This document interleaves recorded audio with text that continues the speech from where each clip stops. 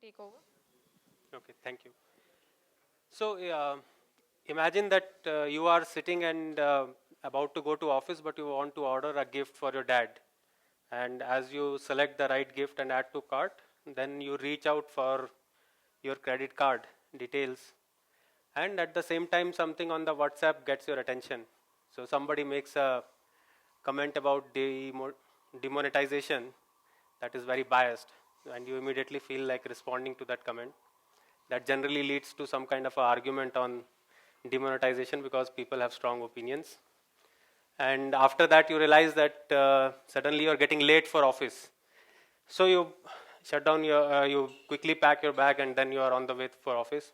And the moment you land up in office, you would be like sucked up into a lot of meetings and a lot of events that happen in office, as we know how the office life is. And it's only by evening or maybe next day you remember that, oh, still haven't done anything about the gift that you were thinking of sending to your dad. Now the question is, like, you would think, why did the Flipkart not alert me that I have something in the cart and I forgot to purchase? And people who are from Flipkart know that we do this, and we do send a reminder that there is something in the in your cart and you haven't made a purchase. But now I want you to wear the hat of the technical guy who's on the Flipkart side, and your product manager has asked you to go and build this tool which actually notifies people who have added something to the cart and have not been able to, and have not actually made an order. So you think, oh, it's a very simple matter. I'll write a query. I'll see all the people who are in a cart addition state. There must be some table or some way to get that. I'll subtract people who have already placed an order and the remaining set. And I'll also do my queries. I'll put the time limit, right? So like all of them who did in a particular time frame, I'll write the query. The query is very efficient. It runs under a second. And I'll be able to run this query repeatedly, right? Because at any point, from Flipkart's point of view, there are probably millions of customers who are doing some activity or the other. So you run and you get this query and you find out that, okay, people have added to the cart, have not ordered, and a certain amount of time, let's say 30 minutes have lapsed, right? Because you don't want to immediately send a notification. So you wait for that time and send a reminder. But a lot of things can happen in 30 minutes, right? So suddenly, after you run this thing live for a few days, you realize some people are saying that, hey, you send me a notification, I tried to buy, but I could not find the product. The product was out of stock. So then you realize that it was not a very smart thing to do, to send a notification to the person if the product in those 30 minutes duration between the cart activity of the user and you sending a notification has gone out of stock. So you go ahead and modify your query. And by the way, this time it may not be a query because you have to look up the product which is behind a API service to check its availability. And you find that, okay, I can still do it. It's still very manageable to do. I change my code. I deploy the code. Maybe in 15 to 30 minutes, I'm done. And now this thing is running. And but the requirement is like for people, now you have two sets of people. One who have product available, you send them a notification, and other people who are, for whom product is not available. So you don't send them a notification, but you put them in a notify me list. After a certain of time, you think that you can do something more smarter. You can also track people who have not read your notification. And then what you want to do is, people have not read your notification, you want to search if any such offers exist and send them an offer, but you wait for 3-4 days. Okay, but again, now the requirement is a little more complicated, that you do not want to send a notification if the order has already been placed again. So you have to run that order check again, that in between all this happening, has the order already been placed? Because then it would not look good to send an offer on a product that person has purchased. So all the system is running fine, everything is good. And after a few days, another set of requirement comes that there are certain category of customer who we detect as a fraudulent customers. So we don't want to end up sending notification, any kind of offer or anything to those people. So again, you open up your code and you start and you modify your query a little bit again and take out the people who are in the blacklist database and subtract that. imagine this, and this sequence of this can keep getting refined, right? At some point of time, you detect that, okay, my API, where I look up to find whether the product is in stock or not, is not behaving properly. So the requirement comes is that can you pause this? Now, how do you pause? Can you pause this thing so that we can fix the API, and then can you start or resume from that side onwards? So you slowly start feeling that things are becoming more and more complex. It's not as simple as initially just doing a subtraction of two sets and sending the notification. So what's happening here? Okay, some of these, the why we came to the platform was based on some of the learnings that we have in these kind of scenarios. So this is an example I was giving you. There are some more examples. So also what we need to do is, if you realize from the example, that we need to intervene at the right time when the customer is adding a product to the cart and about to make a purchase. There's no point telling him a couple of days after or even a couple of hours after. So while you can schedule and run these queries again and again, that's not the very right thing to do. You'll see that more and more issues will crop up. Some of the examples are customer unable to complete a purchase even though he keeps adding and removing product from his cart. There could be too many wrong payment password attempts. You see, like, as transactions are getting declined, you're getting notifications and events and all, and if you want to intervene, you have to intervene at that point of time, right? That, hey, do you need any help with payments and any other thing? Sometimes we want to proactively inform customer about shipment, or if the shipment is slipping, or if we find that customer is visiting the order track status page very often. So we know he is expecting an order, and we don't want the customer to call back because if he calls back, then it takes up our slot, and calling a call center is expensive. Instead, we would want to send him an SMS assuring him that your product is on track, even though nothing has changed. But we want to detect that he is visiting the order tracking status page very often, and we want to take a proactive approach on informing him. That also in time, before he actually places a call and just inquires that is everything okay. There are gamification cases where we run a quiz, where we send a question to the customer in our in-app chat, and customer does some activity like adding something to the wish list, and if he has added the right product on the question, we take him to the next level. And a lot of other scenarios like this are possible. Customer feedback and review, again, we want to ask customer for their feedback, but we don't want to ask customer for a feedback at just the time that a product is delivered. For some customers, we want to ask when the product is delivered, some for when certain amount of time has passed, and certain when he has returned. So at various stages, we want to distribute. So how do we do those things?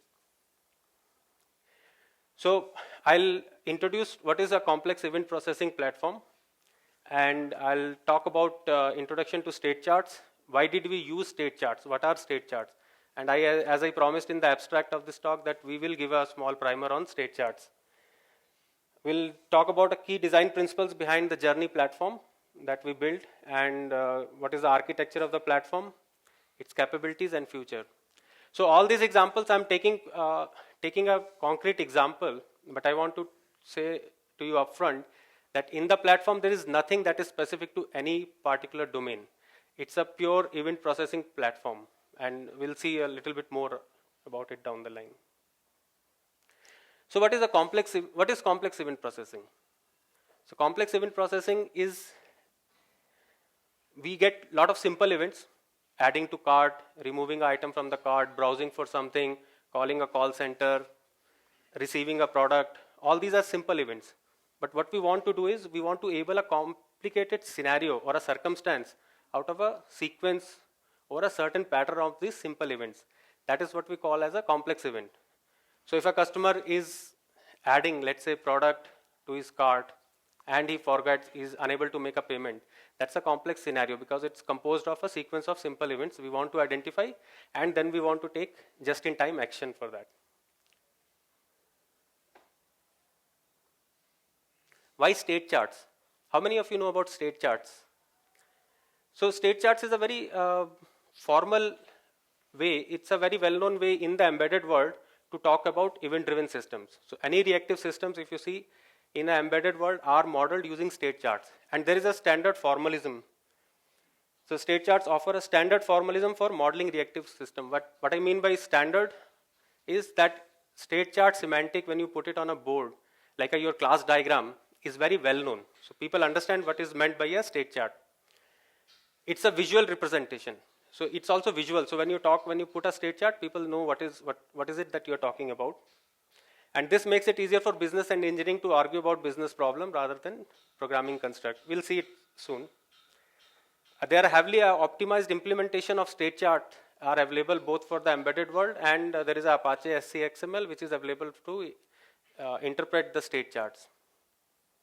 And a lot of the state charts can be formally proved to be correct. You can make assertions and say that these assertions always hold or these never hold, because in a reactive systems, it's very difficult to find what sequence of event can lead to a race condition or to a condition that is not desirable. So let's take a look at state charts. State charts at the top, very simple. There is a state and there is an event, and event leads to a transition. So by default, we are in a start state. A browse event comes in and it leads us to a browsing state. Another event may come, which is a cart addition event, and we want to again change a state and say we are in a in-cart state. Then what can happen is an order event may come and we can take the state to the order event.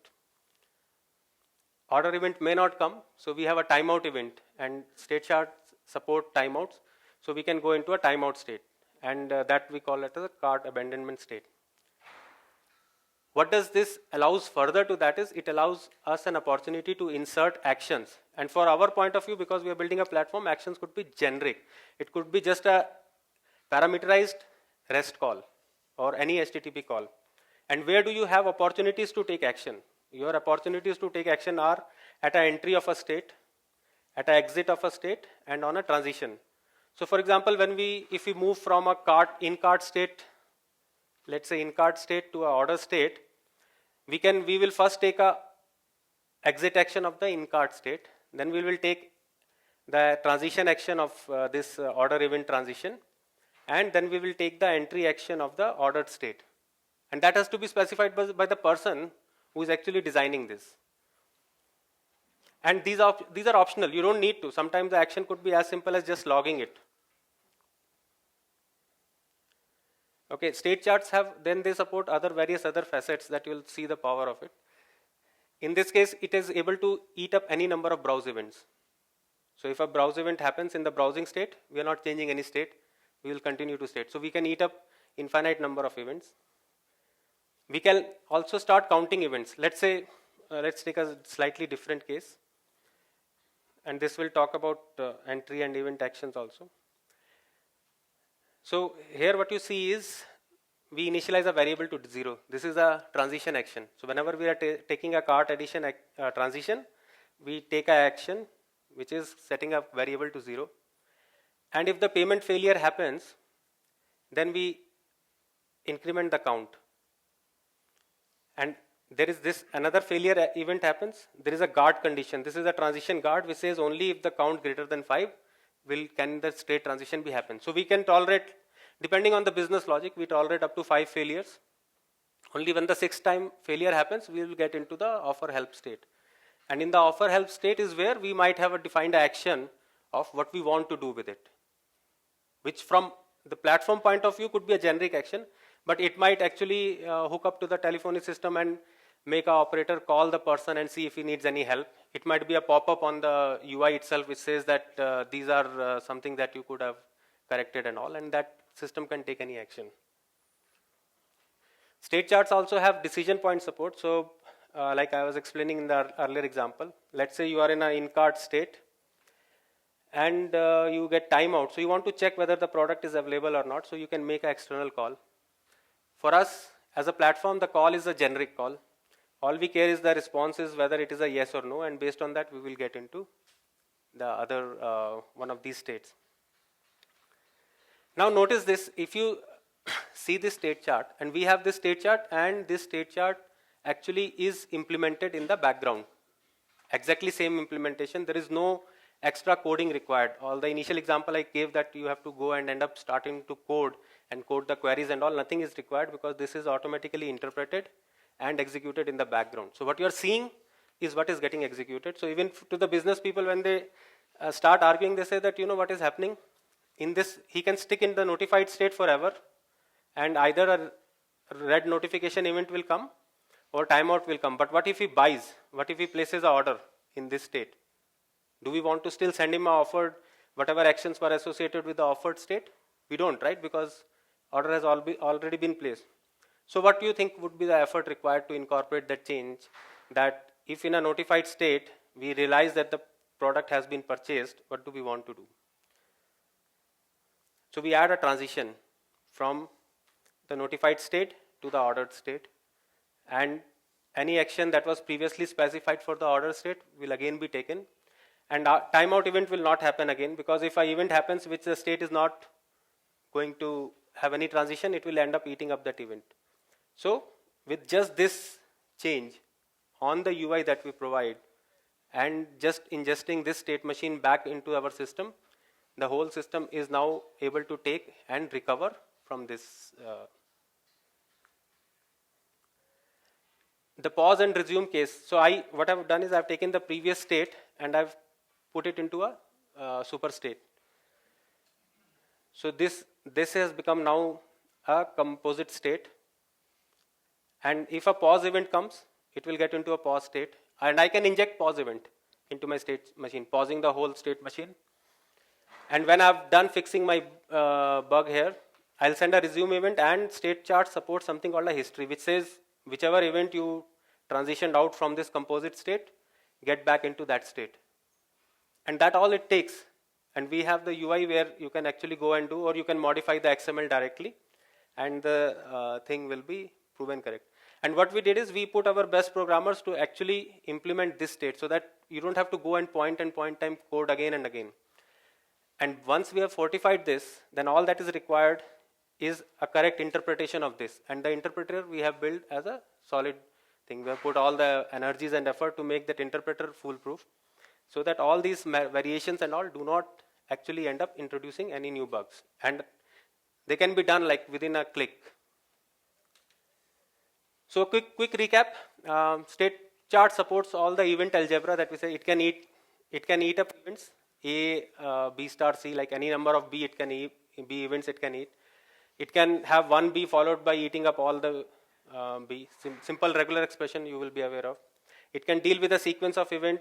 You can deal with conjunction of event, disjunction of events. You can schedule events for yourself. You can also count event. We saw in the payment thing, only when after 5 failures we want to count. We can deal with the absence of an event. What if the event never happens? Like we saw that if he could be in a state but he neither reads and we don't want anything to happen, we can deal with the absence of event. And we saw we remember history, so it can automatically come back.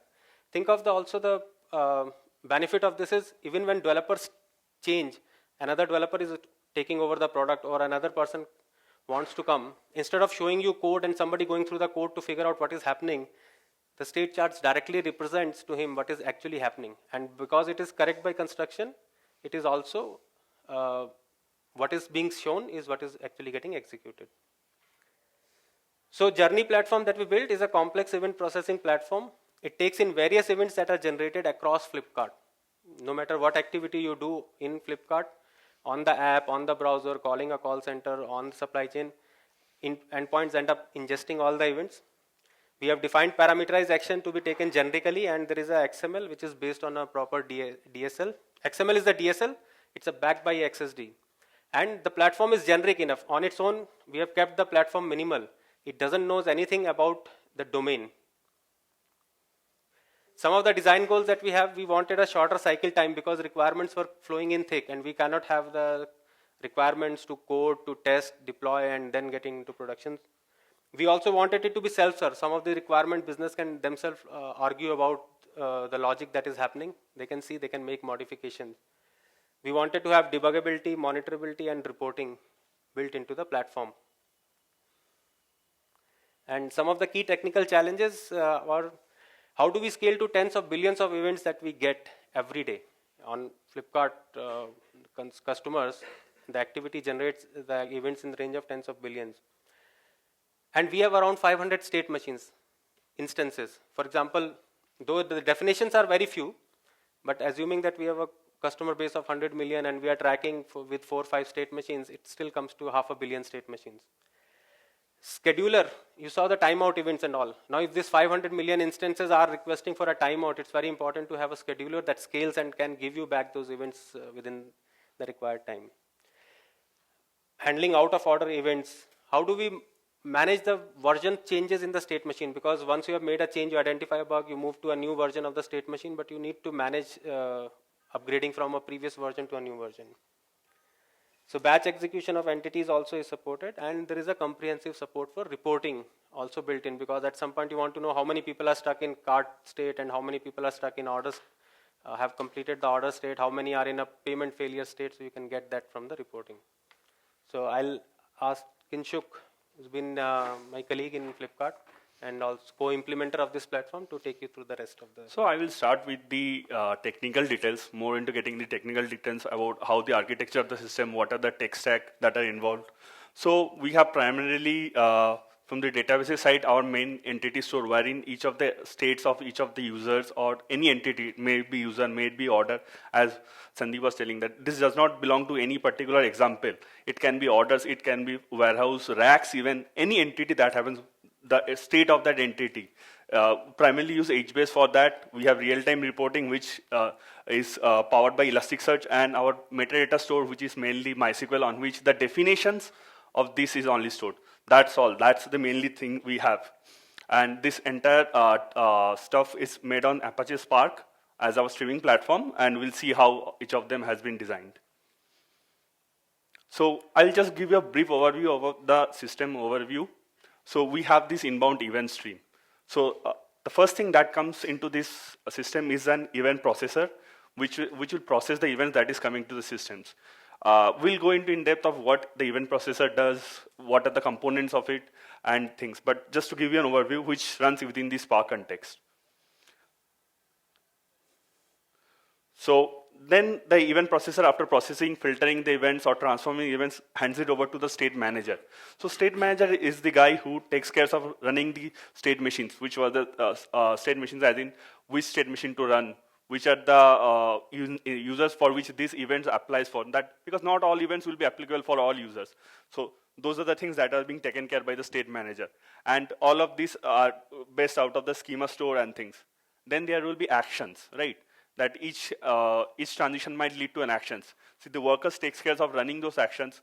It may be an HTTP action. It may be any action, like somebody wants events in their Kafka. There are multiple teams who want their data. Or you can even plug in your own component and saying that I want an action in this format. Then we have the scheduler, which schedules events, timeout events for you, saying that I want time exactly after 2 days or exactly after, say, 30 seconds, that sort of scheduling.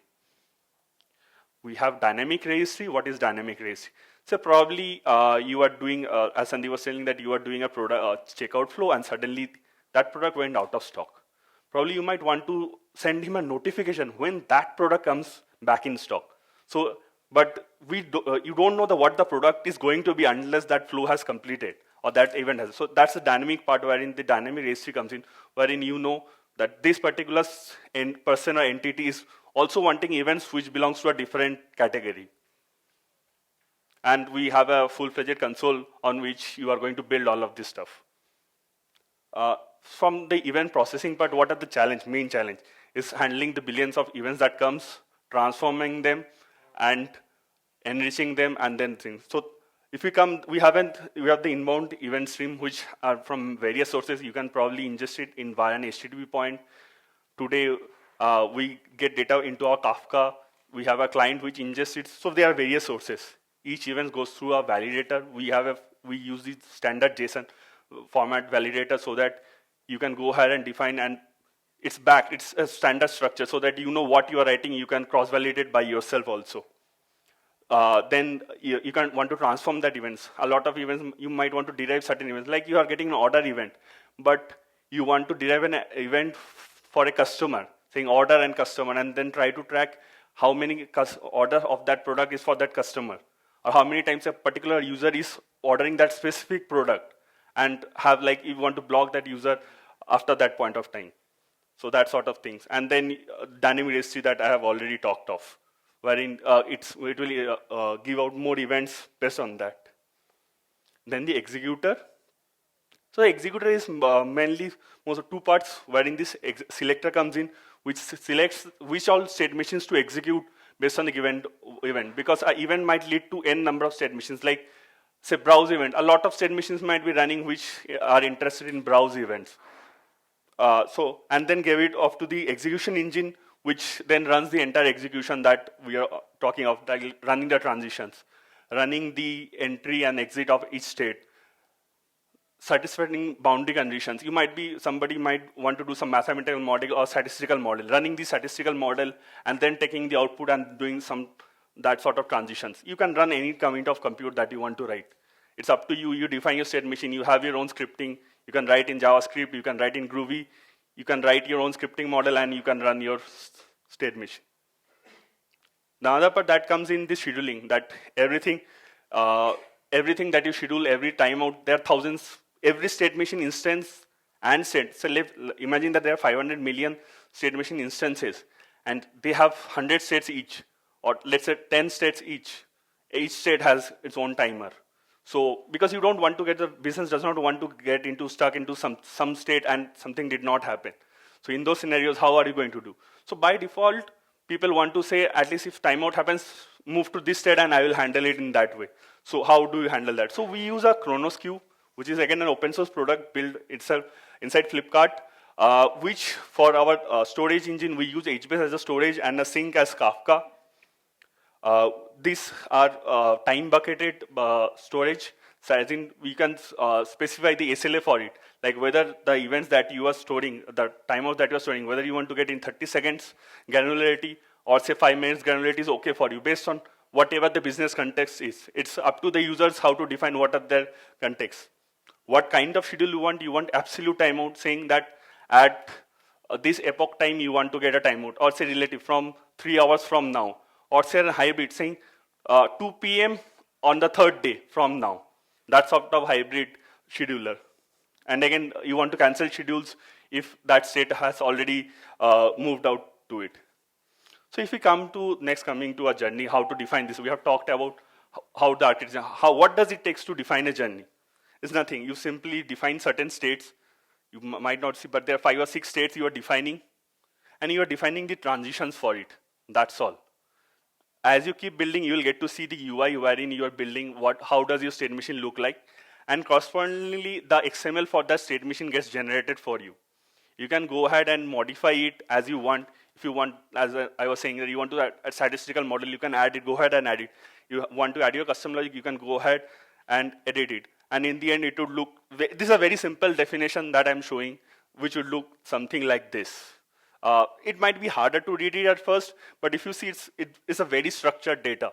It's a standard SCXML structure which shows you what are the states, what are the entry actions, what are the exit actions, what are the transitions.